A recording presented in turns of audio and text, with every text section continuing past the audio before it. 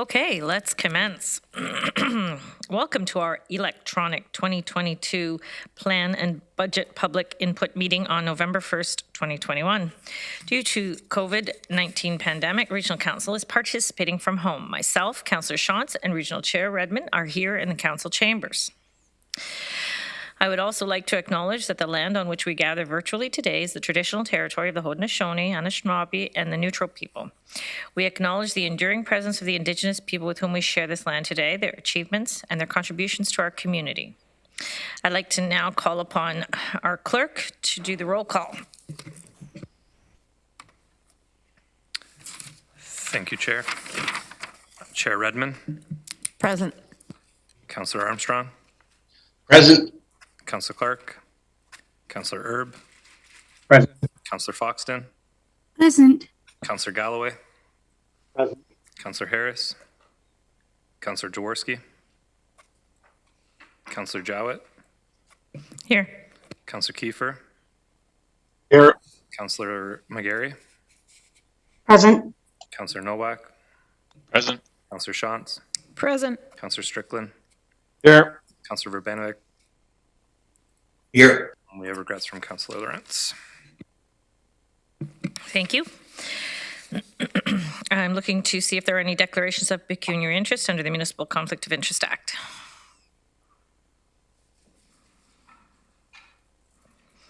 Okay, seeing none. With regard to delegations, the purpose of this meeting is to hear delegations in regard to the 2022 budget. No decisions will be made this evening. Delegations are allotted 5 minutes to speak. Groups have been allotted with 10 minutes. There is a timer which will appear to council and participants in the council chamber window. I will provide a 1-minute reminder when your time is coming to completion. If you are watching this meeting via our live webcast and you would like to speak tonight, you can contact the regional clerk at regionofwaterloo.ca.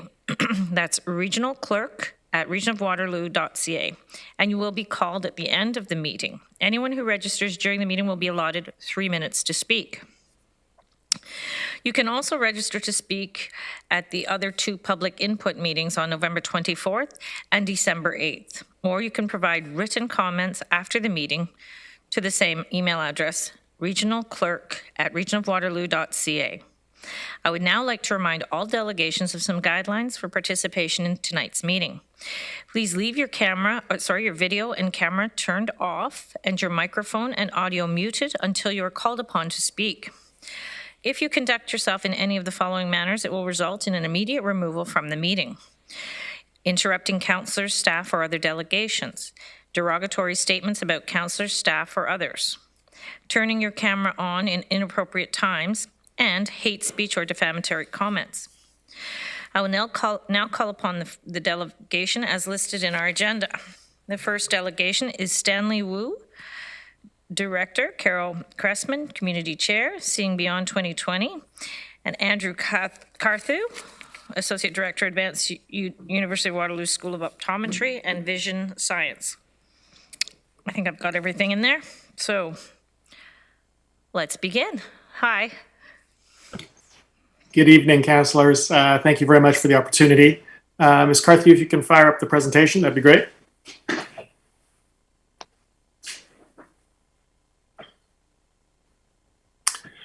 We appreciate the time this evening to present an update on the Waterloo Eye Institute and the Seeing Beyond 2020 campaign as it relates to the budget request for 2022. As mentioned, my name is Dr. Stanley Wu. I'm the Director of the School of Optometry and Vision Science. And it's my pleasure to present this evening. Next slide, please. So oftentimes it's good to begin with the question, why? Why is vision important? Why the region of Waterloo? And why should the Waterloo Eye Institute matter? Well, we know that the World Health Organization has recognized vision loss as being a global public health crisis. Leading vision diseases such as age-related macular degeneration, glaucoma, diabetic retinopathy continue to increase in prevalence with an aging population. And while the World Health Organization has recognized this, in point of fact, it also is impacting folks right here at home and in our communities. And I'm not sure if that slide advanced for the rest of you. I still see that first slide. Are you able to see the second slide, folks? There we go. Excellent. So on the upper right-hand corner, just to kind of get a snapshot of what the impact of these sight-threatening diseases are, age-related macular degeneration robs us of central detail vision, makes it challenging to read, to drive, to see faces. But the silver lining is that side vision may still remain in function. Glaucoma is often called the sneak thief of sight. Like hypertension, it can affect our abilities slowly and chronically. And so gradually that vision from the side starts to collapse, leaving us with only tunnel vision. So these are just a few of the things that with earlier diagnosis, intervention, and treatment can be delayed and prevented while we wait for the discovery of cures. Another recent development has been conversations with the region regarding children's vision and the priority that the region has with the vision screening program. In collaboration with the Waterloo Regional District School Board and the Catholic School Board, we know that there's a challenge to be able to provide vision screenings for all senior kindergartners as expected by the ministry. And rather than doing this in a siloed or fragmented manner, we think that the Waterloo Institute and the School of Optometry can work together with the region to identify easier ways to collaborate, more efficient ways to address it, and ultimately take better care of our children as they try to succeed in school. The other opportunities we've had in discussions throughout the past year and a half, 2 years with community is just an increasing awareness and understanding of the various academic but specialty health services that are available through an academic health center like the Waterloo Institute and the school. That we have a unique resource, that it can be a tremendous benefit, and an investment in these services can help to expand still further the scope and breadth of what we're able to do. And perhaps most acutely felt during COVID as the stress test on our hospital system and our ability to provide surgical care, we know that surgeries in hospitals that don't need to be in hospitals really should be in outpatient centers. And the Waterloo Institute has capacity to do that. We do know that the continued backlog for cataract surgeries and the absence of specialty care like retinal services are a really giant gap that need to be addressed, that can be addressed for our region. Next slide, please. So the mantra is right care, right time, right place. And the Waterloo Institute can do that. We're requesting an investment from the region of $5 million. If the population numbers are accurate there with the census, that's about $8 per resident. And the idea is that we can build out this infrastructure. We can create, we can basically fill an identified need and a gap. We can work together collaboratively to look after folks from 1 to 101 years of age through wellness, through surgery, through rehabilitation and specialty care. And really address the growing needs of an aging population right here in our backyard. Next slide, please. So just as a reminder, what's inside the Waterloo Institute? Well, again, the specialty services of our academic health center, from primary care all the way through different specialties that are listed there. Myopia control, traumatic brain injury, low vision rehabilitation, electrodiagnostics, pediatrics, the whole gamut. And it really is a fantastic opportunity to, again, work with providers throughout the community to be able to enhance the level and standard of care that we're able to provide. It also has a telehealth center, so a mission control, if you will, like NASA, to be able to coordinate comprehensive remote eye care and being able to leverage imaging. Lots of research can be done, from fundamental research of discovery to identifying those cures for macular degeneration, for presbyopia and the like, as well as using the eye as a window to the brain to be able to better detect and intervene for neurodegenerative disease. And last but not least, the surgical center that we mentioned previously. Next slide, please.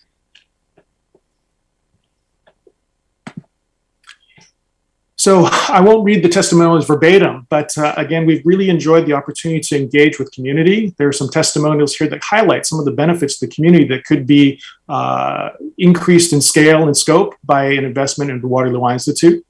One angle or one aspect is, again, that pediatric eye care. So Elise, a third grader, was having difficulties reading. Through an evaluation examination, realized that her eye teaming and her the visual function, binocular function, was impaired, and through vision therapy, she was able to have a breakthrough, identify the problem, overcome that challenge, and in her own words there from Victoria, the mom, a life-changing experience.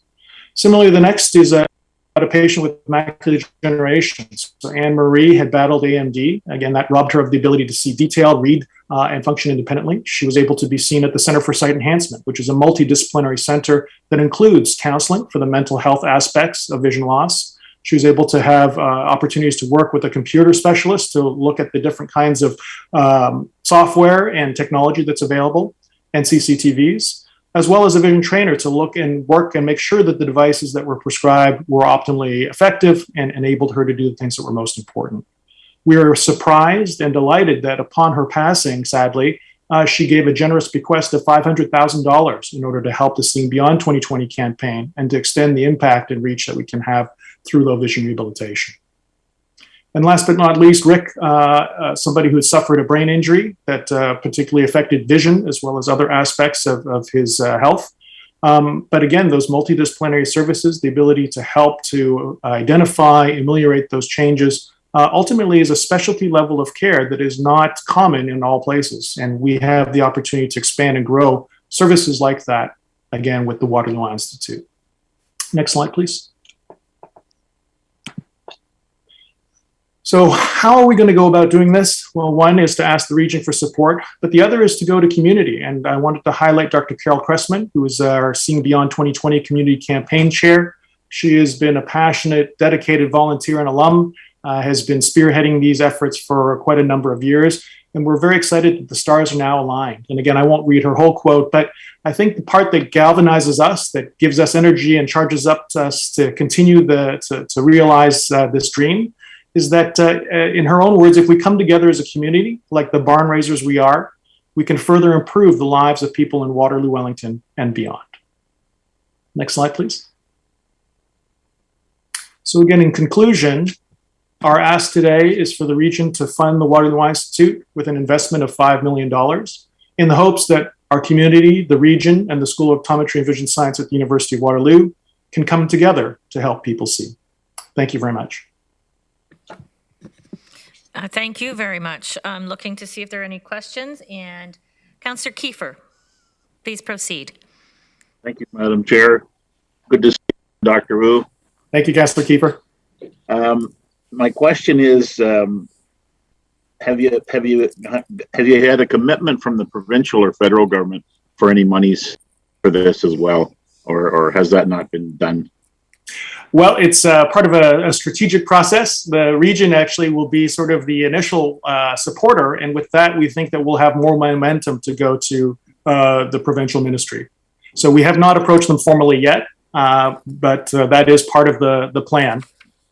Usually, when you're dealing with healthcare issues or that, it's a provincial issue, not a regional issue. But it's good that you put the ask in, anyways. Thank you.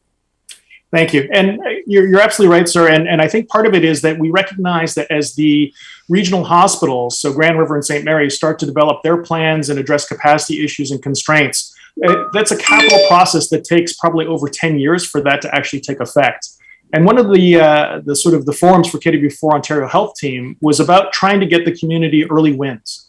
And so we really see the Waterloo Eye Institute as being that early win, addressing an area of excellence really that is in the community so that we can take care of eye care and show the ministry that we actually have that can-do attitude and we can bring a number of different services forward. We've had past successes, cancer care one, so we think that we are in good stead. So appreciate the question, sir. Well, I wish you well in the project, and I've been supportive from day one. And I hope the provincial government does help you out because they should. They're not doing so well with optometrists these days anyways. That's another story. That is true too, which is also factoring into the timing of any request. But your point's Thanks, Thanks, Dr. Wu. Thank you. Thank you so much. We appreciate your support. Councillor Strickland. Thank you very much, Madam Chair, and thanks to Stan and Andrea for coming in. Good presentation. Really appreciate that, and I have been supportive of this initiative for quite some time. I think that there's a glaring gap in our local healthcare services when it comes to eye care, and anything we can do to help enhance that, I think, will be well received by our citizens. Stan, I'm just wondering if you could share with the group where the university is at in terms of supporting the initiative and the capital campaign and enhanced programming. Absolutely, Councillor Strickland. Thank you very much for your support and the question. So within the University of Waterloo, the strategic plan has identified health as one of the main priorities to be able to address. There was a health initiative task force that was created a year and a half now, in which there was a very extensive and exhaustive internal and external evaluation, including the use of a consultant, to really look at health broadly at the university.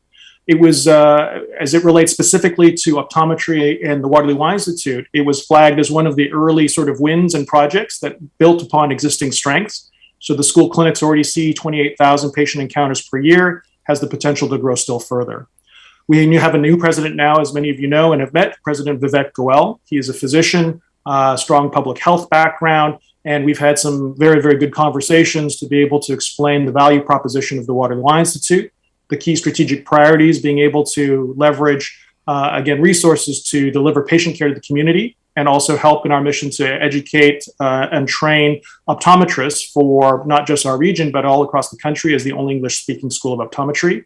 And to really be able to accelerate our research as it relates to both fundamental discovery, translation of new technologies into practice, and ultimately clinical research that helps to shorten the gap between discovery and the actual benefit to patients as well. So President Goel is fully aware and informed. We've had approval through the Board of Governors and the Building and Property Committee. We have another check-in with them in early 2022 to monitor our progress as far as fundraising goes. Happy to report that we have $16.5 million raised to date. And our target for before the end of the year is to be able to hit our halfway point, or about 22.5 million. So this could go a long way to getting us over that hump and really being able to have smooth sailing to go forward. So thank you again for the question, Councillor Trick. Does that answer the question? Yeah, it does. That's a very thorough answer, Stan. Thank you very much, Dr. Wu. Thanks. Thank you very much. Councillor Galway. Well, thank you, Madam Chair, and good to see you again, Dr. Wu, as well. Councillor Galway, we can't really hear you very well. Oh, sorry. That's okay. I'm on. Okay, I'll get a little closer. Dr. Wu, the research that the Institute will do, of course, will have benefits, nationally, internationally, of course. Won't be confined just to our region, but in terms of actually servicing population with the various diseases and eye-related matters, is there an area that you envision that people will be referred from to the Institute for actual hands-on care? Yes, very much so, Councillor Galloway. Thanks very much for the question. So we envision a couple of different sort of models. One is to be a resource for the existing providers in community already. So there are optometrists already in our region delivering fantastic care, but they don't necessarily have all of the technology or all the expertise. And so we can be an extension of that care and be a referral center for them to be able to be seen. The other area that we are hoping to be a referral center and develop more robustly is being able to help support 24/7 on-call service. So we know that oftentimes eye care issues come up. They don't necessarily have to be seen in the emergency department. And with our capacity and expertise, we hope to be able to be another outlet. So the idea is that the Waterloo Eye Institute could be sort of that lighthouse, if you will, that would be the beacon for really the resource center for eye and vision care in the community, again, in partnership and not in exclusion or in isolation from the rest of the providers, both in the region.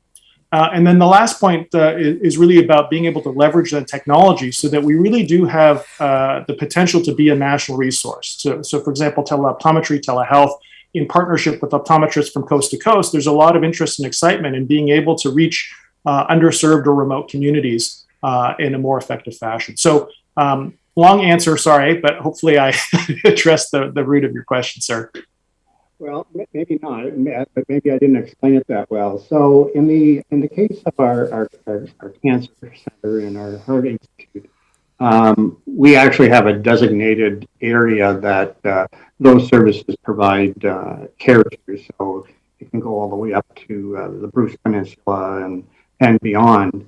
So I'm curious as far as the Eye Institute, and the reason I'm asking the question is that when we built the Cancer Center and the Heart Institute, we did go to other municipalities that were in that, in that watershed, so to speak. And of course, they declined any opportunity to participate financially in funding those particular institutions, even though they were going to be of great benefit to them. And then locally, we put in almost $40 million of regional money into those facilities. And other centers did not put any money into it. So when I heard you say Wellington, it made me wonder whether or not you're going to be soliciting, possible contributions from other municipalities in addition to the region of Waterloo, on the basis that you will be providing, kind of hands-on care for residents of those municipalities, just as you're going to do for Waterloo Region residents. Councillor Galloway, that is an excellent suggestion, and we are happy to go wherever, whenever, in order to make presentations to be able to help secure support. And your suggestion is an excellent one, and that there are definitely folks within our surrounding region, outside Waterloo, Wellington. That happens just to be the catchment area that I'm familiar with because of the previous local health integration network boundaries. But absolutely, Guelph, Cambridge, Bruce, Grey Bruce area. There are a lot of folks who benefit from the specialty services that are part of our academic health center sort of infrastructure. If you have contacts that you can make an introduction to some of those folks, we would be happy to ask for an opportunity to meet with folks. But Councillor Galloway, thanks again. I think that's an excellent suggestion and one that we'll follow up on. Councillor Erb. Thanks, Madam Chair. Just a follow-up question on the fundraising. I'm assuming, Dr. Wu, you said you hadn't approached any government yet for funding other than the region of Waterloo. So the $16 million that you've raised is all from the private sector, is that correct, and individuals? Correct. There is a significant investment, obviously, from the university because of their commitment and support of the project. There is a significant amount of investment from alumni and optometrists and industry.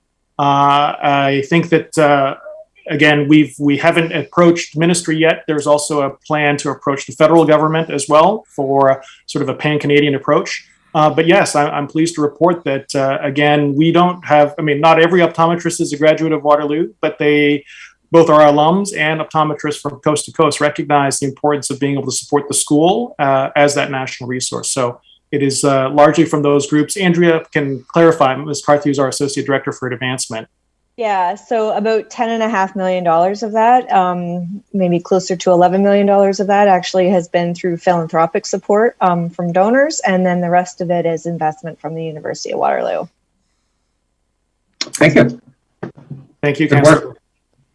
Well, thank you so much for the presentation. And again, I owe you a debt of gratitude as well, because I used to have to drive my mom all over the place with her sight. She was legally blind, and I know that once we were able to go to the university, we'd already been relieved of a lot of pressure trying to give her better capacity in her sight. So thank you, Dr. Wu. Much appreciated for everything you do, and much success to you going forward for sure. Thank you so much, everybody. Appreciate the opportunity to speak this evening. Thank you. Okay, and so you don't have, you can wait if you like, but most people tend to have better things to do. Should I even say that out loud? Okay, so our next, I do appreciate you coming in though. Okay, so Shawn Johnson and Amy Smoke. Are you in the room? There we go. Hello. Hello. Hey. I guess I'm up. Baju ani bangishimo nedijnakas kuchiching dondinjaba akododem. My name is Bangishimo. The name on my status card is Shawn. Thank you for having us here today and hearing what we have to say. Amy and I are two community members that are really passionate about seeing change happen within the region, and we're here to just hope that you hear us out today. We are the co-founders of Land Back Camp OC Ganya Hidache, a reclamation space that started in Victoria Park in June of 2020. Amy, myself, and Tara Chartrand are the original co-founders of this space. We were just coming out of winter lockdown, and we saw a need for the community to gather. We needed space to come together because we could not gather in public spaces at the time.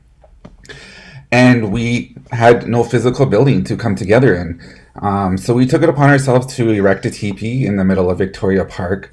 The original idea was supposed to last for 3 days, but within those first 3 days, we had youth come to our space, and Indigenous youth, Indigenous queer youth, who really wanted to find a place to reconnect with their culture. At that point, the three of us sat down and came up with 4 demands with the camp, and we became a reclamation space within the middle of a busy park.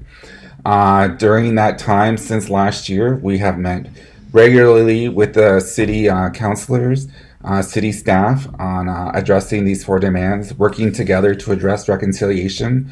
During that time, the region has actually never met with us in our spaces, unfortunately. But we did get 3 out of those 4 demands met. Just a brief history about the Indigenous community. Again, I don't speak for the whole Indigenous communities, but just regarding lack of spaces. National Indigenous Peoples Day. For a number of years, we gathered on the island in Victoria Park. We only had one afternoon in Victoria Park to come together and celebrate and be a community. We used to have community feasts in the Victoria Park Pavilion. At one point, a number of community members took on that role of organizing those community feasts. The Winter Solstice Feast, which would be happening right now, the Summer Solstice Feast. We ended up having to watch our community members fundraise $500 out of their own pocket just for us to come together. And that was one of the reasons why the camp started, was because we were watching our own people having to pay fees to gather on our own lands. And that was one of the demands that we had, was that all the fees be waived for Indigenous events in public spaces. So we're very happy to see that come forward. We are a people that is constantly displaced on our own lands. We do not have a physical building to call our own home. We do not have an Indigenous community center. We do not have a friendship center. We do not have an Indigenous community hub. You can see that because we have moved 3 times now. We have been in Victoria Park, we have been in Waterloo Park, and as of this week, we recently hibernated the camp from Laurel Creek Conservation Area. So we are constantly moving. We do not have a place for our youth to come together, for our community members to come together in a space. Because of this constant displacement, we are constantly facing racial violence all the time at all 3 camps. We have had our camps vandalized. We have been harassed. Our campers have been assaulted. I have had my own public work vandalized in public spaces. White supremacy is an ongoing issue in this region that needs to be addressed. And the GRCA has done nothing to protect our camp this summer, unfortunately. Over the wintertime, during this fall, we are able to gather in Victoria Park. Thankfully, we do have a permanent fire space now in Victoria Park where we can get our youth. Right now, we are meeting bi-weekly. But again, come the winter, we do not have a place to call our home. So we have booked the pavilion for the wintertime for us. But again, we do have to go through the red tape of having to book these spaces, which we shouldn't have to do as Indigenous peoples. Just to wrap it up and let Amy speak, we worked with Enoch Liu and Yara Van Galen, architect students from the University of Waterloo, who came up with these blueprints for us for what a potential Indigenous community hub could look like in downtown Kitchener. We chose this spot because it is centralized, it is accessible, and it is next to Victoria Park. Because of the work that we've done, gaining over 3,200 signatures, we now have 4 signatures from local Indigenous organizations: the Healing of 7 Generations, KW Native Urban Wigwam Project, White Owl Native Ancestry Association, and the Indigenous Justice Services. 4 local Indigenous organizations that support this idea of building a downtown Indigenous community hub. And right now, there is no mention of reconciliation in your strategic focus plan. We call upon the region of Waterloo to reallocate $15 million designated for Black Indigenous initiatives to be invested into an Indigenous community hub in downtown Kitchener. And I will let Amy speak. Miigwech. Yeah, and to continue off that, right? Even the camp was started in 2020. Your strategic plan is 2019 to 2023. That is 5 full years beyond the TRC. There is not one mention of reconciliation or Indigenous peoples in your plan. I think one of your pretty colored tabs mentioned something about equity and recognizing equity, pay attention to equity and deliver services.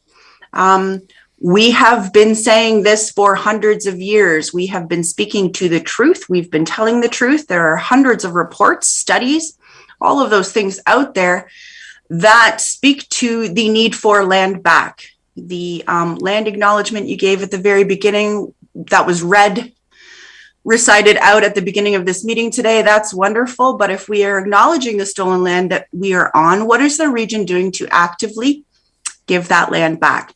So it does not have to be the Charles Street Terminal. We worked with some UW architecture students who came up with some wonderful prints on what a space could look like. We've already done some of the groundwork. We've got some of the Indigenous organizations on board. We have 3,200 signatures from community members in the KW region. A little bit of the legwork here, but we have been doing the legwork and the homework for hundreds of years. So I think when the region talks about surplus lands, I'd love to know where those are.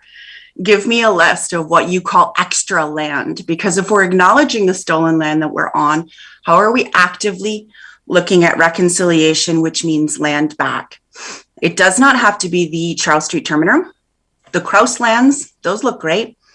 Whatever you deem surplus, whatever you consider extra, you might want to consider doing the reconciliation thing and giving it back. Do better. The region of Waterloo is the fastest growing. People come here from all over the world. They come to go to school here. They come because it is great here. But you need to start stepping up and accurately representing the Black, Indigenous, and racialized folks who have been speaking up about this stuff. The white supremacy, we all tell you when we see swastikas, there's another swastika in downtown Kitchener. We tell you these things.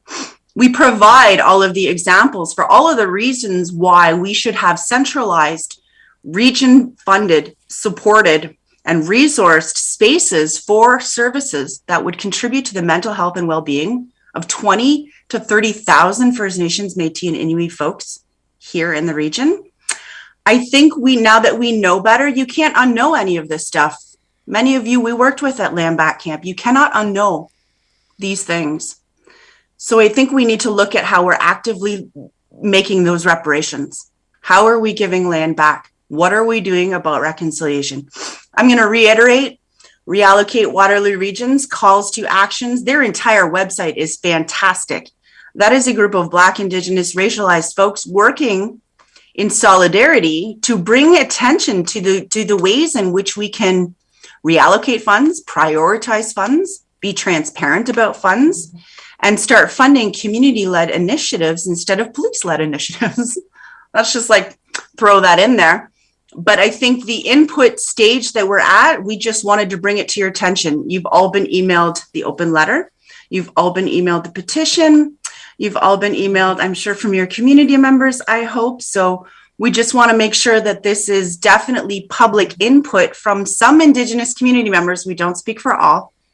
But the lack of space, we have been saying for years. Anybody work with Donna Dubé? They've been talking about it for decades. Anybody work with housing? We need more housing. So I think now we know better. We have to do better. The Waterloo region could be amazing, make history, give land back. No, miigwech.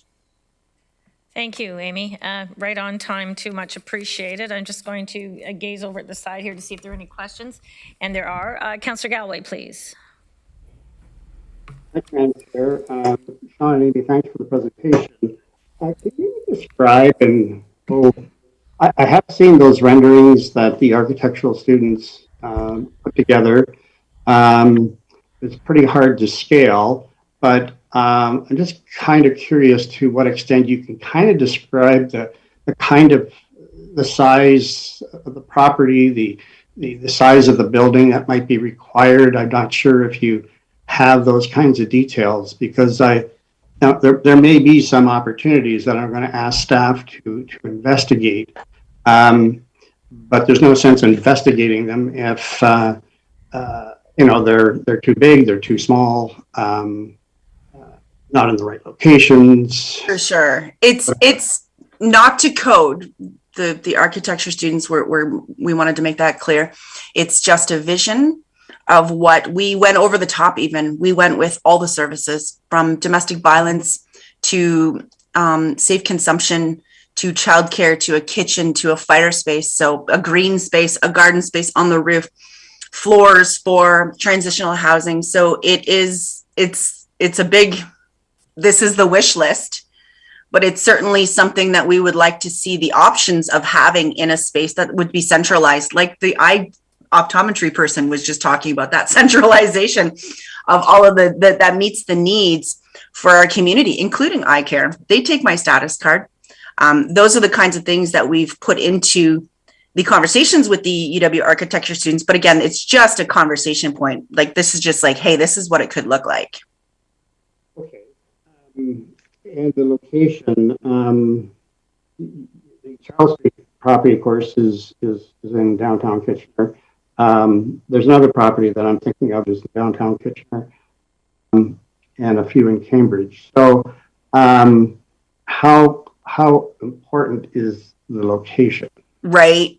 Yeah, that centralization, the downtown KW space there is really been utilized by the Indigenous communities, because we are all spread out right now. White Owl is over on Hanson, Frederick is under sheltered. They have way too small a space. We're very much spread out. Sohack is in Cambridge, centralized downtown. But if there's a space already there, like if there's an empty school or an empty community center, somebody wants to give up the deed to, we were certainly looking at it being centralized, accessible on transit routes, and the ability for our folks to get there. Yeah. Mm-hmm. Sorry, go ahead, Shawn. And we did meet with we did have a meeting with a number of directors from local Indigenous organizations to propose this idea to them, because again, like we said, Amy and I do not speak for all the Indigenous communities here in the region, but we did ask for their support, and we did get the signatures from four directors of those local Indigenous organizations.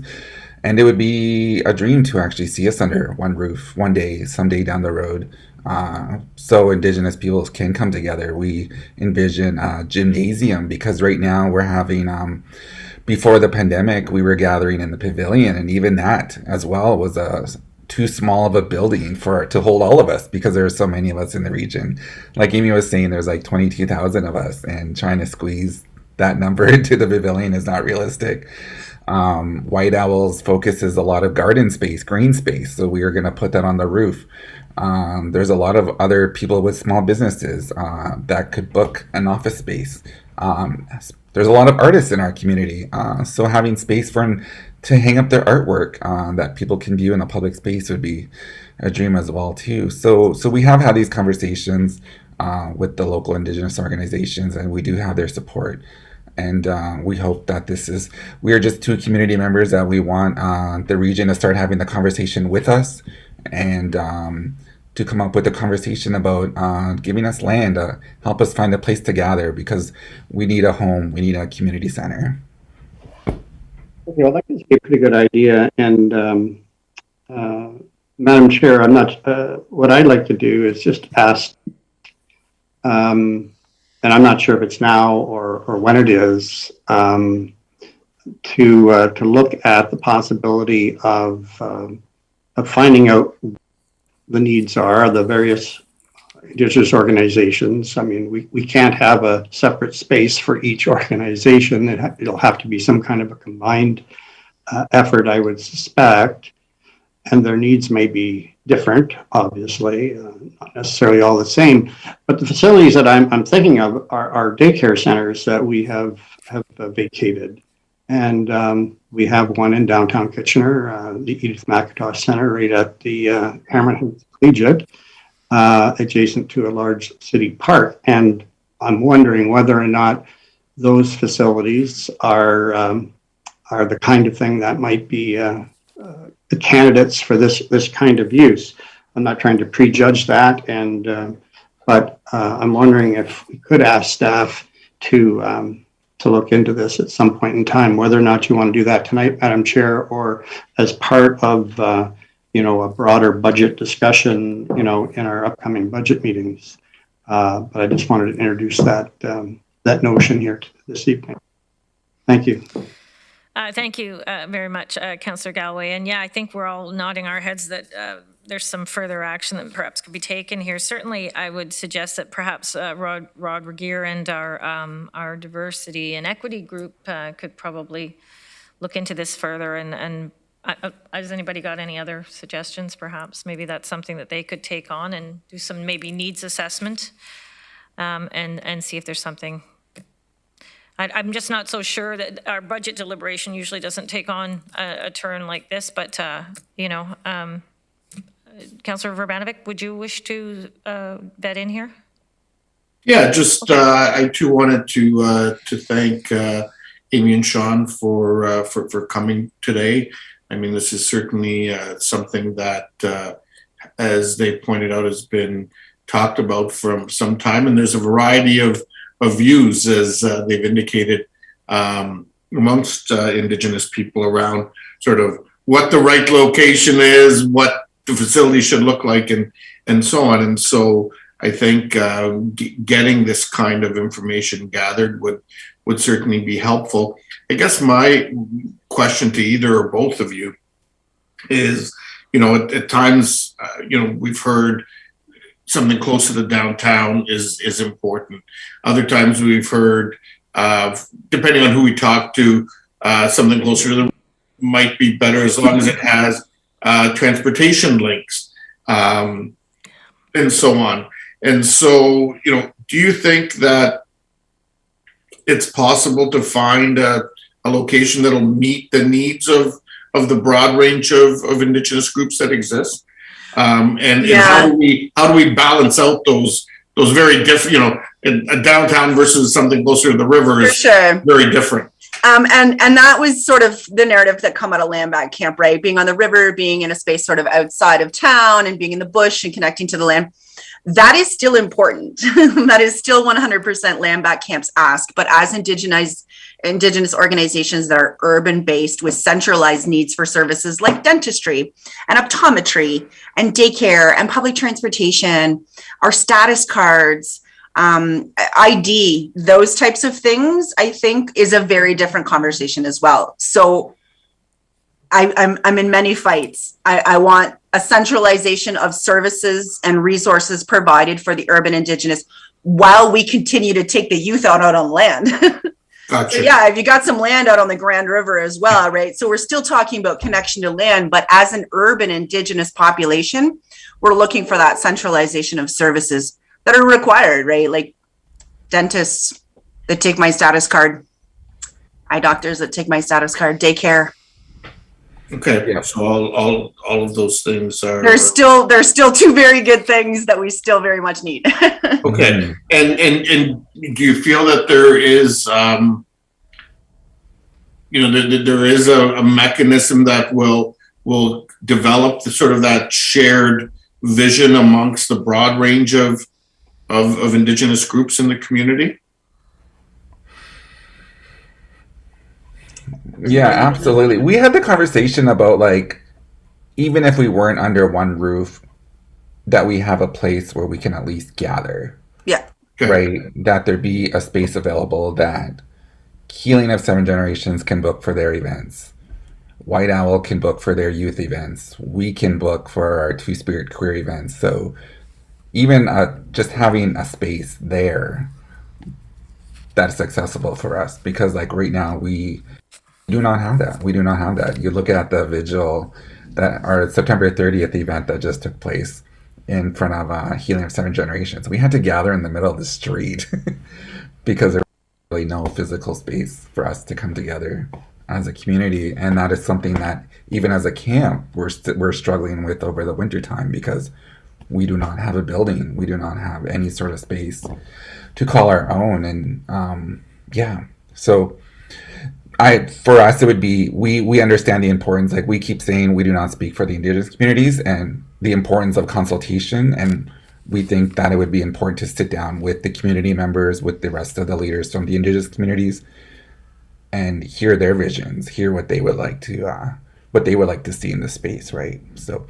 Amy and I just want to bring this to the table. We want this conversation to start happening and get the ball rolling. And we want a list of what you call surplus lands. I want to know where all your extra land Definitely a is. list. There's not as much as you think. I bet it'd fit a teepee really well. Well, thanks for that. And, certainly I think gathering, those needs from the broad range of groups, as Councillor Galloway has suggested, is certainly a logical next step and probably, fits well within the work that all 8 municipalities are doing collectively, because this ultimately, this particular piece of property we're talking about is, primarily a regional property with a small piece that's owned by the city. This is an issue that really needs to involve all 8 municipalities who are working together on these issues, as you know. They should be putting an Indigenous community hub in all of their municipalities. So let's just put that out there. Let's work at getting a first one for the entire region as the first point of conversation. Right. Thank you. So, thanks, thank you so much. So before you go, I think our CAO, Mr. Lochner, just wants to give some end notes there just to tie it up. So do you want to do that? Sure, Madam Chair, and nice to see you, Shawn and Amy. Happy to begin those consultations as Shawn and Amy have talked about, if that's the wish of council. Okay. All right. So there you have it. So thank you very much for coming out to our budget meeting. We don't usually get a lot of people coming out to our budget meetings, so thanks. We much appreciate it. Yeah. Thank you. And you can stick around and watch us, but most people choose not to. Thanks. All right, very nice to meet you. Bye now. Okay, and the next delegations up have 5 minutes, and again, there's quite a few in the lineup, so if we can stick to our 5 minutes, I'll give the 1 minute warning.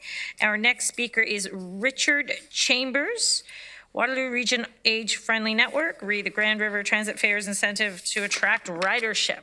Are you there? He is. Hello, Richard. You're on mute, sir. There. Can you hear me now? Perfect. Thank you. Okay, I want to share my screen. Can I do that? I think you can. There we go. All right, well, good evening, everyone, and thank you for indulging us here. I'm here to speak on behalf of the Waterloo Region Age Friendly Network, and we want to talk about transit fares and encouraging ridership on the Grand River Transit. And so, I don't know if you remember the Tom Cruise movie from 1996, the Jerry Maguire movie. One of the phrases that came out of that was, "Help me, help you." And so we want here tonight to talk about help us help you. By the way, the other phrase that came out of that movie was, "Show me the money." I'm not asking for anything like that tonight. We're just talking about how we might be able to help the Grand River Transit encourage ridership. We know that for one thing, the environment is going to be affected by the number of cars on the road, and if we can get more of those off the road, the better it will be for everyone. So we want to reduce the number of single occupancy cars, and we want to reduce air pollution. We want to improve the health of the community. We also, because of the social reasons here, we want to reduce social isolation by getting people back out and circulating on public transit. We want to encourage good health. And right now, as we maybe ease out of the pandemic, we want to promote more social interactions and have people reconnect with each other. So one of the things that we'd like to suggest tonight is that we should have free rides for children under 12. In September of this year, British Columbia announced that all children under 12 would ride free anywhere on provincial transit. So that's the buses, the SkyTrain in Vancouver, the West Coast Express. All children under 12 would ride for free. The point that they were making, and this is from the government, they said, we're building the ridership of the future today, and this is a climate-friendly initiative. And of course, the children would not ride alone. They would be with their parents who would be paying, or another older adult. So it's a two-prong approach here, so that you want to create lifelong transit users and help the kids get used to using it. But at the same time, you're going to reduce congestion on the roads. You're going to improve the ridership on the system. Now in Ontario, there are lots of communities, and I sent you a chart with some of these. 11 of the 20 transit systems that I looked at in Southern Ontario offer free rides for children under 12. And in fact, as you can see in that list, Kingston offers it up to kids who are under 14, and they ride for free. So this is a great way to get children on the system, get them used to using it. Their parents would come as paying customers, and so we're filling up the system again. The other part of this, of course, is looking for free rides for older adults, people who are over 65. And again, we would not be the first in this area. As you can see from the chart there, Barrie, Burlington, Hamilton, Oakville, Ottawa, among others, have some aspect of free transit for older adults. In Barrie, it's free rides on Thursdays. In Burlington, it's every weekday during off-peak hours, 9 to 2:30. In Hamilton, people over 80 ride free, and in Oakville, it's on Mondays. In Ottawa, it's on 2 days, Wednesdays and Sundays. And we're pleased to note that in Waterloo region, Grand River Transit offers free rides for veterans. As you can see, some other transit authorities in the Southern Ontario area do the same thing.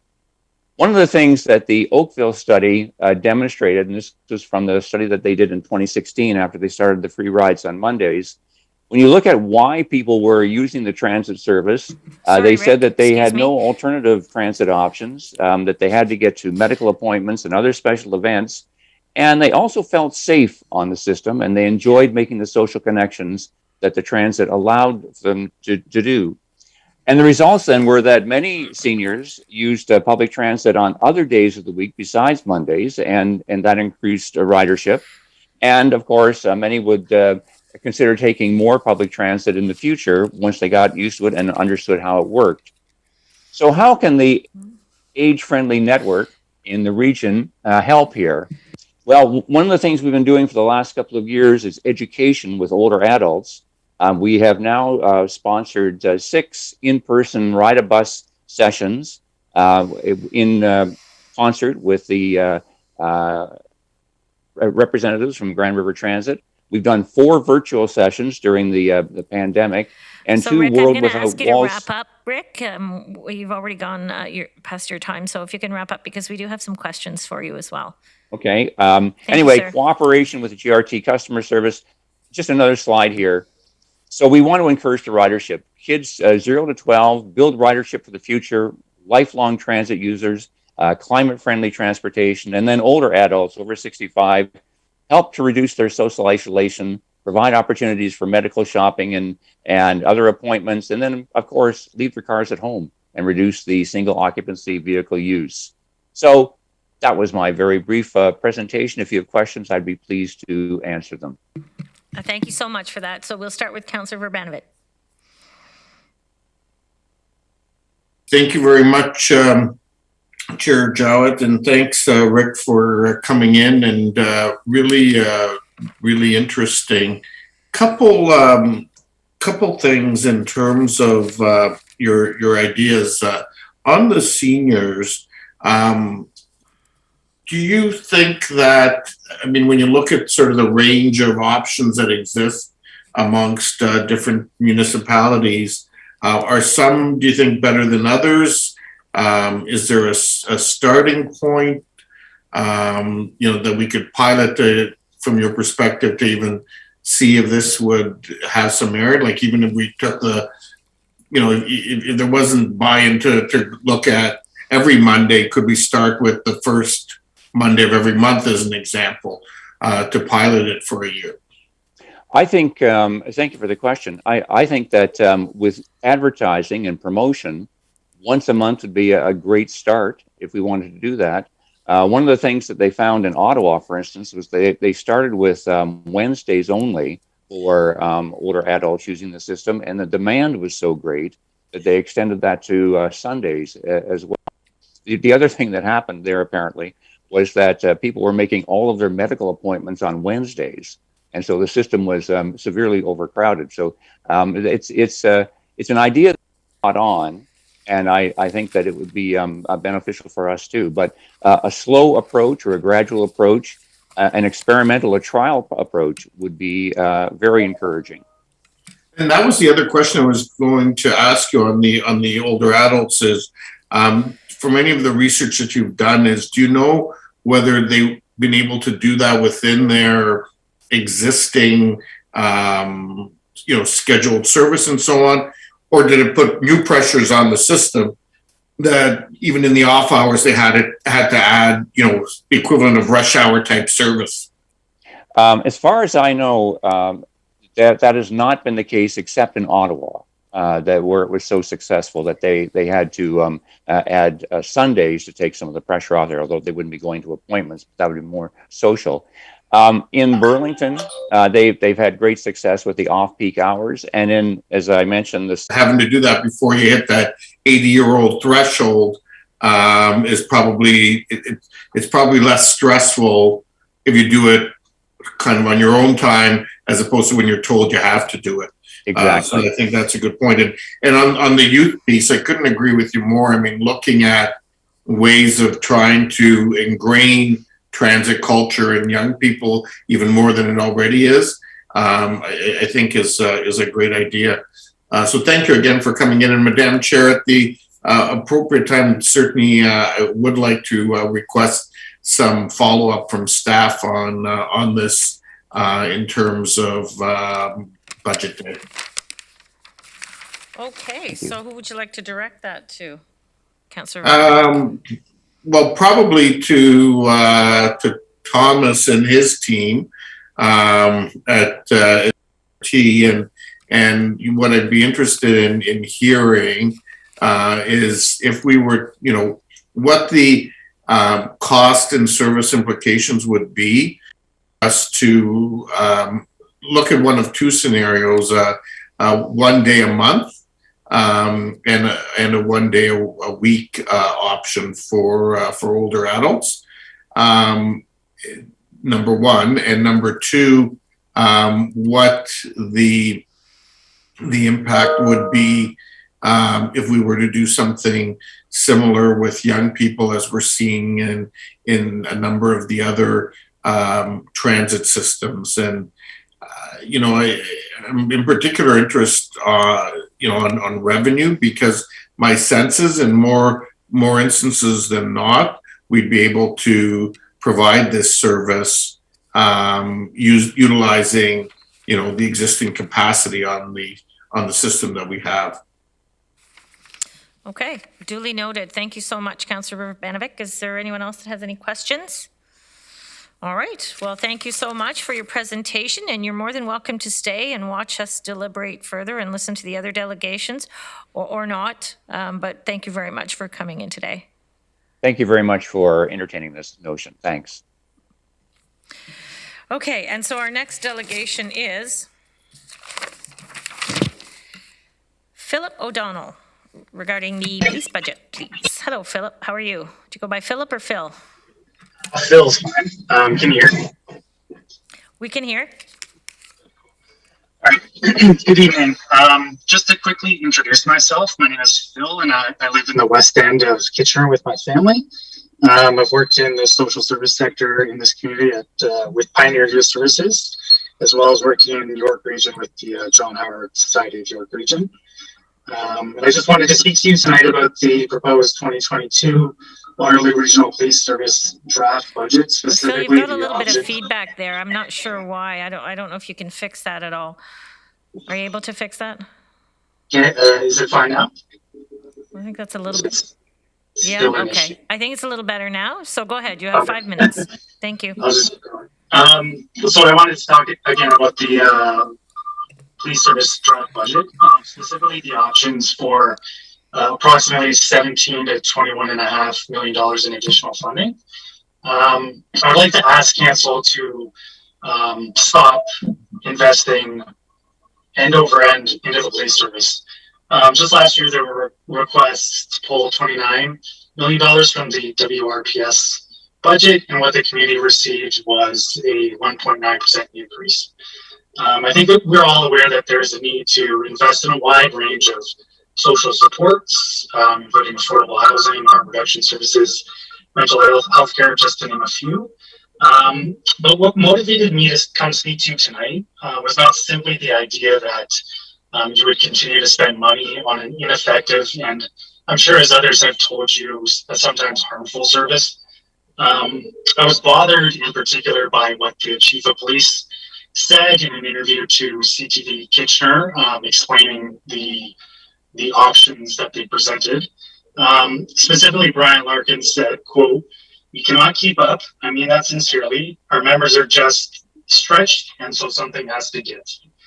He then followed that up with an example, quote, "We have a world-class approach to how we actually respond to intimate partner violence, but we've never been able to reduce it. We still have more than 5,000 reported cases a year of intimate partner violence in our region, and we're very good at responding. We're very good at managing it, but how do we get proactive?" End quote. Through redistributed police funding, we can fund services that would actually address and respond to intimate partner violence in more effective ways, amongst a whole range of other issues that face this community in terms of conflict, in terms of harm that people experience. Whether that is funding for emergency housing, crisis services, or healthcare, we can get proactive.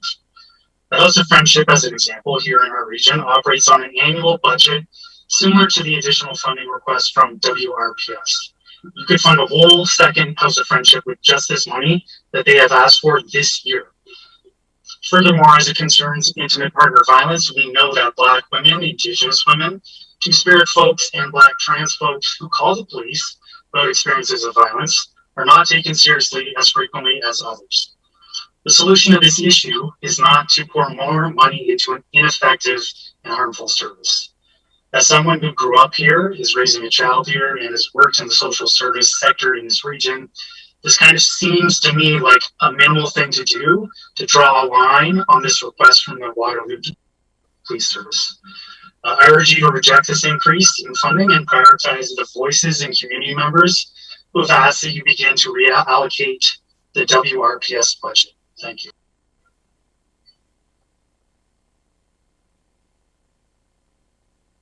Thanks. Sorry, I see no questions at this time. I appreciate you coming in today, Phil, and I also invite you to stay and watch the other delegations, or if you have something more pressing to do, then please, we won't be hurt. Okay? And thank you very much for speaking today. Our next speaker is, Beisan Zubi. Have I said that somewhat close, please? Beisan. Beisan. Very nice to meet you. Nice to meet you too. I actually just had a point of information before I started speaking, because I was looking at the previous budget meeting when this subject that I'm speaking on was discussed, and there was a report from staff that was meant to come out about other upstream kinds of responses. I believe it was meant to be released in spring 2021, but I haven't been able to find it on the website. So I just wanted to have a point of information about the status of that report before delegating. Thank you. Okay. Anyone want to speak to the timeline of that report? So the upstream investments? So I do believe that started before we had started our diversity and BIPOC. So I think that's when the timeline may have altered in response to some of that. Does anybody remember? Yeah, oh, Connie, awesome. Okay, so Connie's going to speak to that, and she's the perfect one to do so. Thank you, and through the chair. There was a council report that came in March of earlier this year talking about the development of the region's community safety and well-being plan. And so the start of a community conversation around upstream approaches has been started as part of that planning process, which is currently midway. There's some community engagement underway, and then we expect to have further community conversation on those approaches and a report coming back following that process. Will the findings of that process be incorporated into this budget process?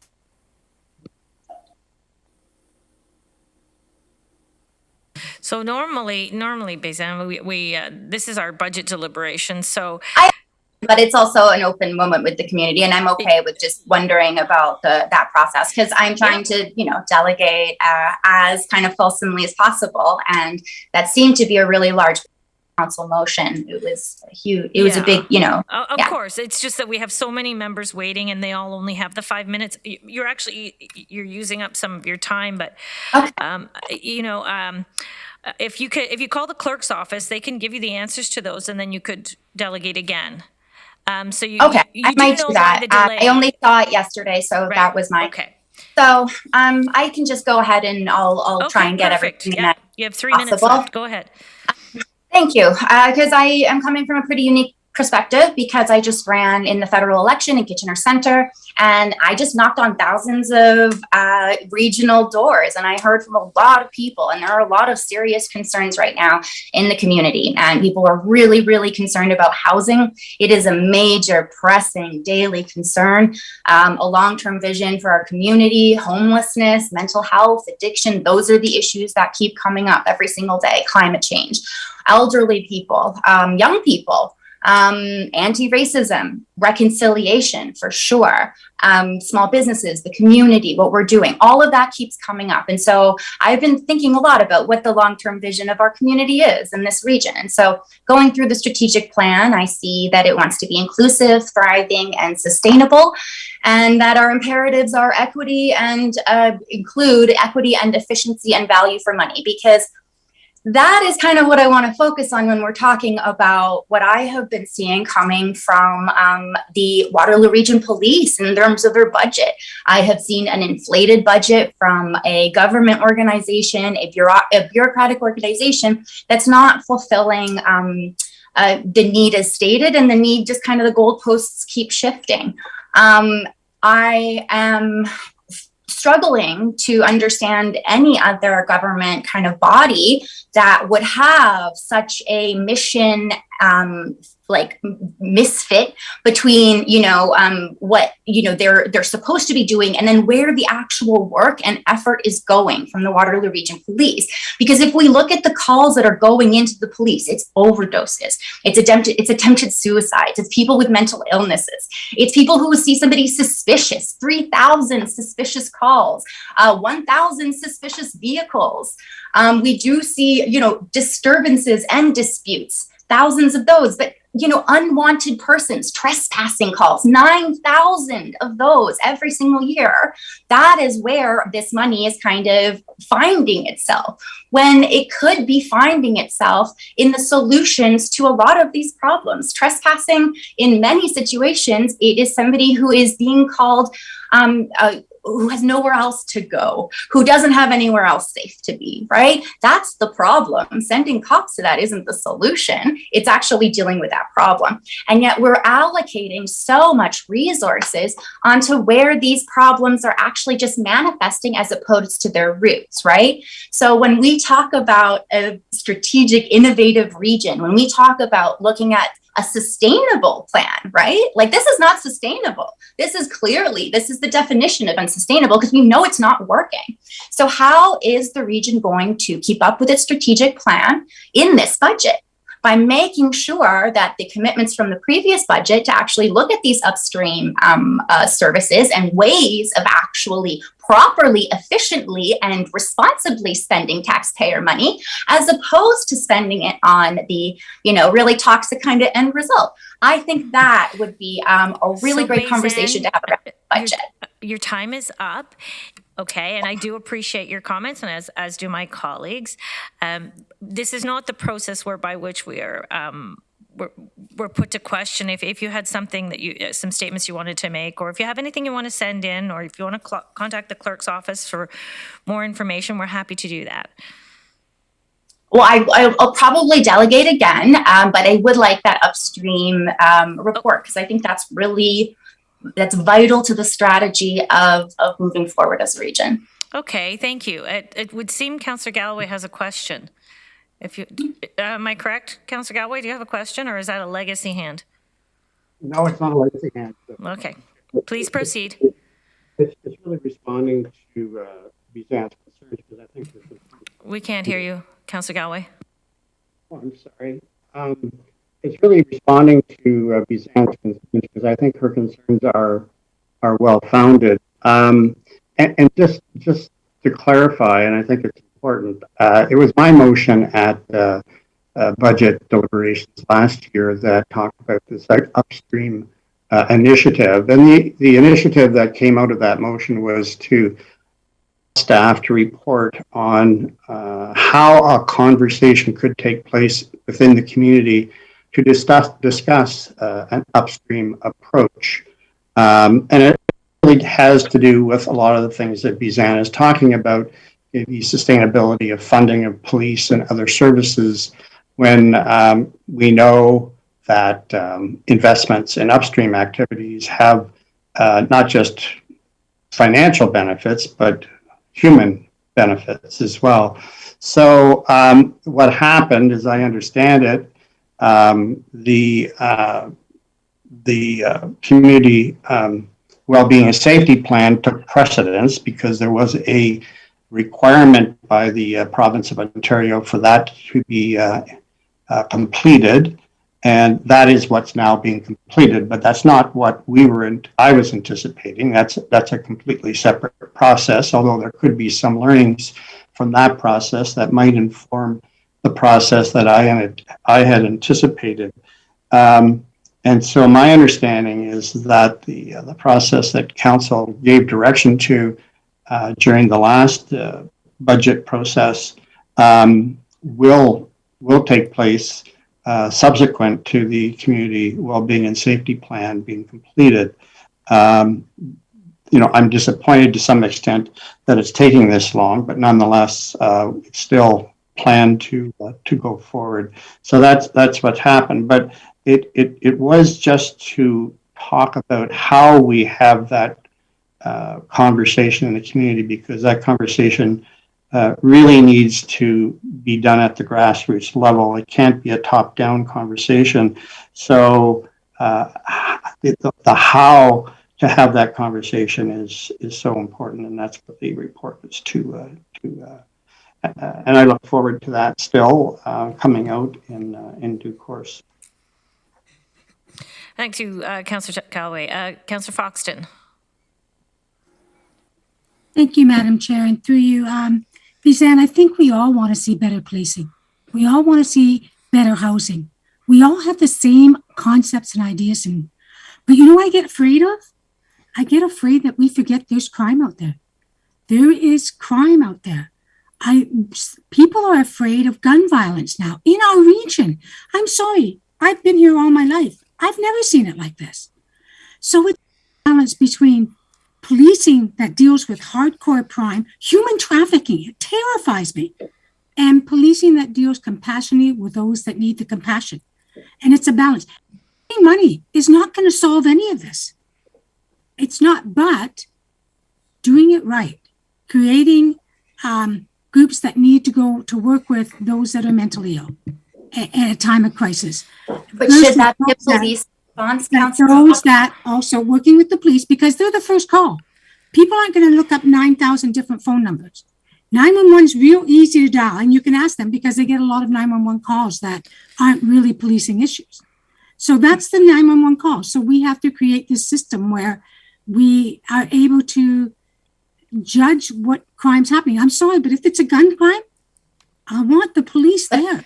They can bring backup and okay, so we're going to call point of order I don't want here. to forget there is crime. I much appreciated the conversation. It is a very spirited conversation for May I obvious reasons. respond? This is not the format for that. We're working through our budget deliberations and have delegations waiting, but we're happy to have I you just as feel for like that reports. was not a factual statement, and I don't understand. I don't feel like the record We're not should going to go. get into a debate here and now. That's a point of order that we're just not going to entertain. So I do appreciate that you have some concerns. So you're more than welcome to get more information and come back and delegate on the issues as they arise. Much appreciated tonight. Sorry, we just really have a tight schedule. We've been at it for a fairly long time. So thank you.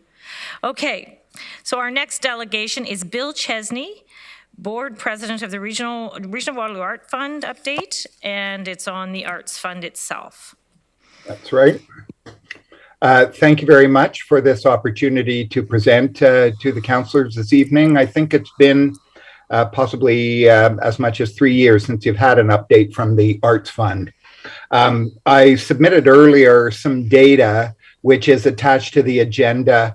I'm not going to share my screen and walk through the data because I think it's a waste of everybody's time, actually. But I will make just a couple of comments about what you've been provided. So we're looking at the last 3 years of grant giving. As you can see from the first page, we are presently in our fall 2021 granting cycle. We'll be having that meeting on November the 25th. So what I've provided is the total number of applications that we received each round, the number of successful grants out of that total number received, and I've given you the percentage of that. In addition, I've provided the amount of dollars that were requested, and then the total dollars that were awarded, and again, a percentage of what the dollars that were awarded represent in terms of the percentage of what was requested. One kind of anomaly looking at this first chart is that you see in fall 2020, we had an unprecedentedly high number of applications and a similar high amount of money being requested. I can only speculate what the reason for that is, but I suspect it might have something to do with the fact that fall 2020 represents the first round in which we made use of our new online application process. And so, of course, we did a whole lot of communicating through our social media channels, which were also newly revived at that time, as well as through more conventional channels, and possibly that resulted in more people remembering the Arts Fund and so making applications. So that's the first page of what you've been provided, and then I give you as well the same data for those 3 years, 6 rounds of grants, but broken down into subregions so that you can see how many of the applications came from Kitchener, from Waterloo, from Cambridge, or from one of the other counties. There'll be an opportunity to ask questions about the data at the end of this. So I hope you can just bear with me until then. I just want to point out a couple of things. The the Regional Waterloo Arts Fund's mandate is to make art happen in the region. And it's a volunteer board that makes the decisions regarding who gets the money. And we take both that mandate to make art happen and the responsibility to manage the grants responsibly very seriously. I also just want to point out that we fund artist projects directly. While we don't cap grants as such, our trend over the last couple of years has been to grant smaller amounts, normally somewhere between $5,000 and $10,000 per project, thereby encouraging more activity overall and making the fund more accessible, in particular, to emerging artists. We find this approach also encourages artists to consider how an ambitious, large-scale project might be broken up into separate phases of development, as well as how seeking other sources of funding for their project might be incorporated into their planning. As I've already mentioned, starting in fall 2020, we began using our WiseHive online application and review platform. The platform accepts and acknowledges applications and provides assessment and grading tools for reviewers, that is the volunteer board, as well as communication tools for staff to use with applicants. We've now completed 3 rounds using the platform, and we find it has allowed us to streamline our review process and increase the consistency of assessments across different reviewers and disciplines, all while faced with continued demand well above what is available to be distributed, as the data shows you. Just want to mention as well that our successful relationship with the Good Foundation has continued. After a 2-year pilot project, the Good Foundation has chosen to continue supporting the fund with a $50,000 annual donation.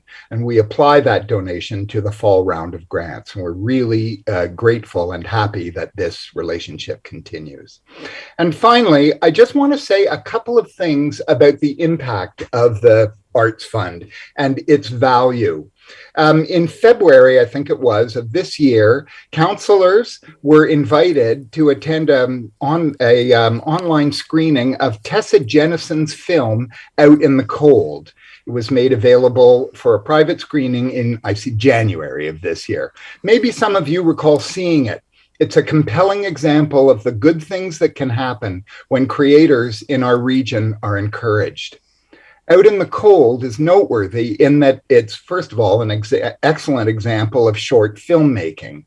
It's recounting of the inaugural wintertime trek across the region in support of people experiencing homelessness, as well as its themes of community engagement and social justice together represent everything the Arts Fund aspires to in fulfilling its mandate.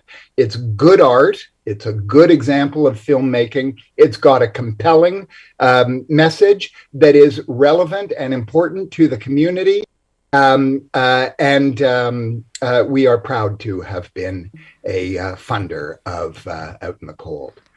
So that brings me to the end of my short presentation, and happy to answer questions if you've got them. So thank you, Bill. And I just want to take this opportunity certainly to say thanks to you and the group. You know, the changes you've made even since I started on the committee have made us, I hope council gets a chance to really see the differences, the online system that you guys created, the outreach engagement that you guys started, and the criteria for fairness to the area municipalities it's just been an amazing transformation with your committee, and even your how to apply online better with frequently asked questions. So thank you very much. And please take those words back to the committee, because we are really, really happy with the results. You guys have worked very, very hard in transforming this. So thank you once again. And I'll just kind of look and see if there are any questions, Bill. Thanks for that, Councillor Jowett. I really appreciate the thumbs up. Well, it's good for council to know that that's what absolutely occurred just before COVID, a huge transformation, and you guys pulled it off very successfully, so it's much appreciated. So that being said, Mr. Chesney, I see no questions. Just keep up the good work, and thanks for all you do. Great. Thank you very much. Have Great a good to evening, chat. everyone. Bye Bye-bye. now. Jean-Luc Desroches, are you there? Hello, Jean-Luc. You have 5 minutes. I'll let you know when you have 1 minute left. Please Thank you very much. Nice to meet you all. Thank you very much for taking the time to listen. And I also wanted to recognize Councillor Galloway, who's been very receptive to a lot of the community's needs, and I like to see that in the council. I'm here to speak about the police budget. As we've been talking through this meeting, we've seen a lot of really wonderful ideas from the community, things we could be investing in, from the Indigenous Community Center to the Eye Center, investing in our public transit. We've also been investing wonderfully. I live downtown. I'm seeing all sorts of new bike lanes going up, and that's great work. All of these, of course, cost money. And one of the things I've been disappointed about is we haven't got those upstream reports yet. I think the information provided from that report will be very informative on what we can do specifically as a region, what we can invest in. But I just want to talk very much about whether or not investing more money into the police right now is the right solution. We've talked about our concerns about public safety. We've seen, if you look at the police report budgets, the biggest thing is drug use and mental health, both of which probably really shouldn't be a police issue. We don't need people with guns to solve that. And, so we really want to start investing more into things like our treatment centers, more into mental health services. And this takes money. And money is a limited resource, unfortunately. So I'm here to delegate to say, instead of putting more money into those police services, which have already seen tremendous increases over the last few years, we could instead be allocating that money into existing services, further pursuing the upstream solution report so we can get a concrete set of ideas of what upstream services we can provide as a region, and really kind of continue to lead as the innovative region that we've been. I came here originally as a young co-op student who was very excited to work in a area that was so committed to tech. That's my field now. And I want to see our city and our region continue to pursue the heart of an innovation, pursue being leaders. When we were investing into the tech center, I worked at Communitech, and of course there's many talks about how we're one of the largest and fastest growing tech hubs in the world. That was really exciting to me. Of course, not only did it give me a job, but more importantly, it was my passion. And I think that we can continue that. We can continue to be leaders, not only in Ontario, but in the world. Really demonstrate that our city is committed to helping people, to improving the well-being of our senior citizens, the many marginalized folks in our community, and put our money where our mouth is, and stand up for those people that are coming to the council, coming to the city, looking for support. That's all I wanted to say today, and thank you very much for the time you've given me. Thank you very much for coming in and delegating this evening. And I see no questions. Okay, I do. So, Councillor Vervanovic, please proceed. Yeah, thanks, Chair Joe, and thanks, Jean-Luc, for coming in and making your presentation. And I agree with you wholeheartedly around the importance of front end upstream investments and looking at best practices of how do we address some of these challenging social justice issues in our throughout our region and its 7 communities. But I have to sort of ask one thing. You touched on, for example, police, and we don't need guns to deal with for example, the drug issue. And I agree with you in terms of the average drug user who's struggling and trying to get through an addiction. We need to look at other ways, and we are, and need to do more in terms of addressing those issues. But there are, sadly, there are also some bad people out there, and so you look at, some of the organized crime, the machine guns, the other things that are apprehended by the police in dealing with that end of things. And so I'm just trying to balance out, what you're calling for with the need still to address these very, very serious issues in our community. I'm wondering if you can just comment on that. Yeah, so I think those are really valid points. There are certainly criminals out there who are dangerous. Those criminals sometimes require force to be dealt with, and that's an unfortunate reality of the world that we live in. But the question is by allocating some of the funds from the upcoming budget, are we taking that away? I would argue that no, that we still have a police service. We still have a service there to deal with these situations that are going to provide the security, or more importantly, the reaction to a violent situation that might require their presence. Instead, what I'm saying is let's, instead of further expanding on that force mechanism, we invested into those upstream solutions. We had Phil come on and talk about social services. We've seen a lot of research that shows that investing in these services reduce the crime rate. And we don't have precog. The police can't respond to a crime before it's happened. typically. So we want to prevent those crimes. And that's really at the heart of it is we're just simply taking the money that we would be putting into this and putting into the services that can prevent crime, not only in the immediate future, but more importantly, in the long run. Yeah, no, and wholeheartedly, agree with you on that, on those upstream investments. Just also need to balance it with a growing community, and that we are seeing growth in some of those other areas that require resourcing as well. It's a challenging balance that us and the police board are going to have to deal with. But thank you so much for, not only you articulating your views, but those that I know are shared by others in the community as well, some of which we've heard tonight. Thank you very much.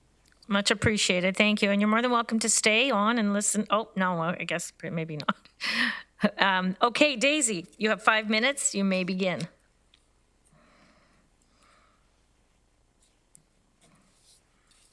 Can you hear me all right? I can.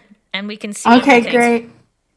You can see my screen perfect. Thank you. It's a pleasure to be here. Good evening. So as you said, my name is Daisy. I am a settler to this land. I'm often mistaken as a First Nations person of Turtle Island due to my brown skin, but I actually have a mixed heritage of Samoan and Polish. I get my brown skin from my mother, who is Indigenous to Samoa, an island in the South Pacific Ocean. Her island is one of many Polynesian islands in the South Pacific, and at the farthest corner of the Polynesian Triangle is where I was born, in New Zealand, or Aotearoa, in Maori, meaning land of the long white cloud. So I'm here today in support of this council giving priority consideration to the building of an Indigenous hub.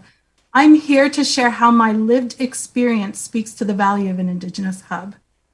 Based on the Indigenous hub being built in Toronto, Canada, the hub will support culturally appropriate healthcare, Indigenous spirituality and ceremony, employment, training, family support. These are important goals considering First Nations people are the fastest growing population in Canada, and we live an hour from the largest nation in Canada, 6 nations of the Grand River. But what could this mean to Indigenous people? I can only share what Indigenous services have meant to me and my family. First and foremost, an Indigenous hub is a validation of Indigenous identity and culture. What does this do for Indigenous people? In colonized New Zealand, where most of my family first moved from Samoa, Polynesians lived with racism. My family felt shame for being Polynesian because of cultural stigmas, police brutality, and systemic racism that conveniently helped colonials progress in their lives. My grandparents had 14 children. So far, we've counted hundreds of descendants from those 14 children, but we've only accounted for about a handful of university-educated family members, including myself. Why? Education was designed for colonials, not Polynesians, whose intelligence is measured differently than colonial grading systems. Housing was designed for colonials, not Polynesians, who live in multi-generational systems and support each other in a community way. Separating families weakens traditions, language, and cultural identity. Over my lifetime, I've observed several changes in the way New Zealand is supporting Polynesians. Polynesian languages are supported in schools, community centers, libraries, and healthcare centers throughout New Zealand. Polynesian culture is celebrated in public spaces. New Zealand is host to the largest Polynesian festival in the world, called Polyfest, where high school students learn cultural music and dance and compete against each other through their performances. Indigenous people, as you heard tonight, naturally gather. They need space to gather and live their cultural traditions. Public spaces in New Zealand are honoring the true history of New Zealand, which is Maori culture. And you see that, Maori or Polynesian culture, and you see that in their libraries, you see that in many of the buildings that they are building throughout New Zealand. Culturally appropriate housing is being provided for Polynesians to live in a multi-generational way that supports their family systems and economic growth. Here's my aunt and uncle in government-supported home. This breezeway that we're located in this picture connects the main home to a tiny home where multi-generations can live and support each other. And we had the privilege to stay with them for 2 months and see how a multi-generational home works and thrives. There is so much more to do for my family members in New Zealand, but all that has been done so far, including most recently— So you have 1 minute left, Daisy, okay? Thank you. Including most recently, a humble apology from New Zealand Prime Minister Jacinda Ardern to the Samoan people due to the racist police brutality against Samoans has made a significant impact on my family. We feel more confident in who we are as individuals to take on education, especially post-secondary education or other specialized training, including significant contributions in arts and culture. We feel more hopeful for our futures and the future of our children. We feel we can better contribute to society because we are better accepted in society instead of feeling the need to hide from who we are. Waterloo Region is late in supporting urban Indigenous people. This budget is a chance to move forward, truly reconcile, and support the rising generations of Indigenous residents who have called this land home for thousands of years. And to Indigenous people that are here today, I want you to know that my mother's island of Samoa received their independence from colonial rule in my mother's lifetime. Land back is possible in your lifetime. Thank you very much. Thank you, Daisy. I see no questions. So I'm going to invite you to stay and watch our delegations, or if you have something else you'd like to do, please feel free to do that as well. But thank you for coming in and delegating today. Thank you. I'm looking for Aizad Ahmad, our next speaker, with regard to the region's road construction budget plan. There we go. Have I said your name correctly? Yes, that's right. Thank you. Okay, Yes. wonderful. Please proceed. You have 5 minutes, Okay. and I'll give you the 1 minute warning. Sure. Thank you. Okay. So yes, my topic is about road construction. I just want to tell about myself. I've been living in Kitchener since 2015. I moved here from Markham. I live in the Fisher-Hallman, Ottawa area, and I'm a real estate agent, and I teach part-time at Conestoga. So I was going through the budget for 2022 and onwards, and I have some concerns about regional road traffic and construction. It's great the region and Kitchener and Cambridge and Waterloo have really improved a lot the transit for EON and for buses, but I think a focus needs to be on car traffic also. The CAPEX budget allocation for regional roads needs to be improved, and also the timelines need to be improved. So I only have 5 minutes, so I'm just going to quickly go through my points. These are the things that you mentioned that are very important for the region and for the thriving economy. I think that regional roads, they impacted significantly. So far, the focus of the region has been on the EON train, and it's great, it's up and running, and the GRT and cycle lanes, but that has come at an expense of car drivers. The car drivers are the ones who are the most affected by all that. I can't unfortunately show homes on the EON train or on a bus. I have to go on my car. And a lot of people, and as you have a lot of people moving here from Toronto and other cities, you have got more housing and you have got more cars also on the road. So my point of view is that in the CAPEX budget, as I was just glancing through it on some of the pages, I see, yes, it's great. You're planning to expand the regional airport. $36 million is being requested for that. The EON train expenditure, you're planning to expand that also. Museum heritage, which is great. And I see that there's a list of base programs for expanding the roads there, which is great. But still, if we look at it, the public transit expenditure category is even a little more than the roads construction. And I think that, in my point of view, it's very important for people to be easily move between the cities and between the region. And I only have 2 minutes left, so I'm just going to talk about one example in my area in the road construction. Here at Fisher-Hallman in Ottawa, you have the Sunrise Shopping Center, and there is construction right now going on at this on Ottawa Street. And that has been going on for 6 months now. Previously, there was construction here, and this map I took from your also, this is on the region website, and this is not correct. There's a lot of construction now here on David Burgee, and a lot of other construction has come up here. And as you know, Activa is building new homes here at Trustler in Ottawa. And you know that on Bleems and Trustler, there's a whole new also construction being happening by Madame Homes. And there's other construction already which was done here on Ottawa Street. So there's a lot of traffic considerations, and already the region has expanded Ottawa Street. Again, it took about 2 years to do the construction for this stretch over here, and that caused a lot of disturbance in our area. And now, last 6 months, we have a single lane here for 1 kilometer stretch, which has not been done yet. And Ottawa Street is still being constructed till westbound. Fisher Hallman, there's construction all the way down to the construction down there at Huron. There's construction all over the place, and that is seriously affecting us. So I know construction is important, but the timeline, so my point of view is that timeline for construction needs to be managed properly and at least impact on cars. Now, these are points I have at the end in the 1 minute. I just want to go through them. It's great you have permanent cycle lanes on some of the regional roads. You've reduced the lanes there, but that has slowed down traffic.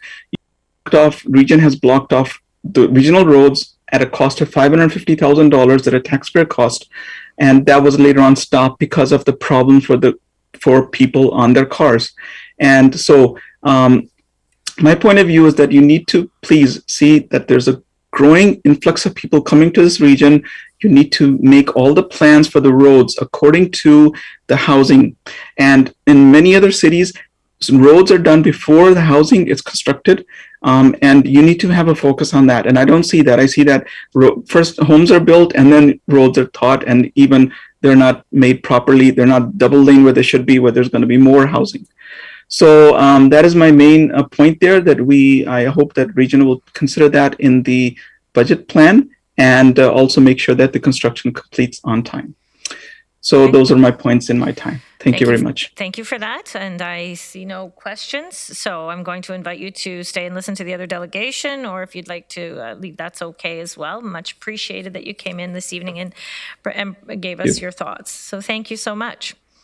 Thank you. Bye now. So I think we've got one more. Oh, no, we have two more. So Raymond, are you there, Raymond?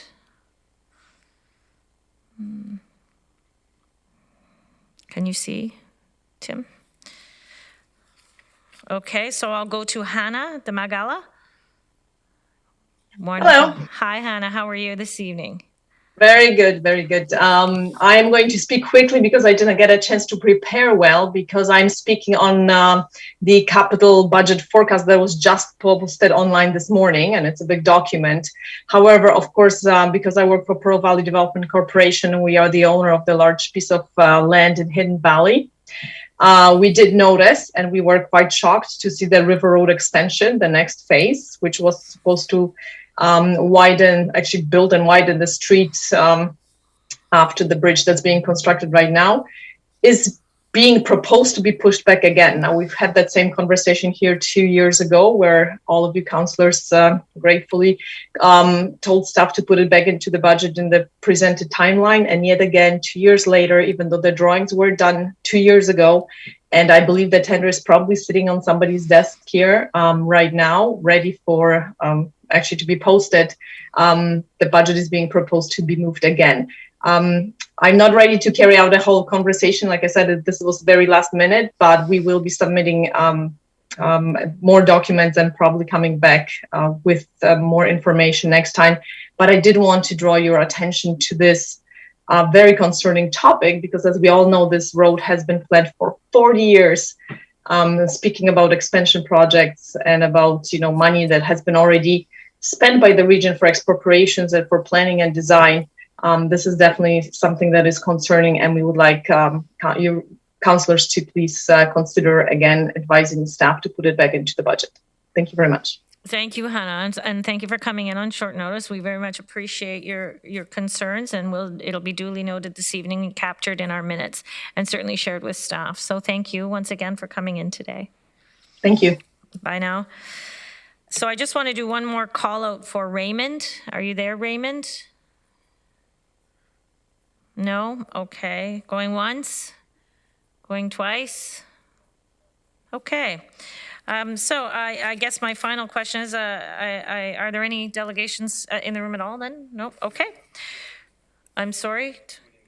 Okay, thank you very much. Seeing no communications, is there any other business? No, seeing none, I'd like a motion to adjourn this evening. Don't everybody jump at once. Councillor Foxton, Councillor Armstrong, all those in favor, please note with your green buttons. And that is carried. Thank you so much, everybody, for indulging us this evening. All the best, and I'll see you later. Bonsoir.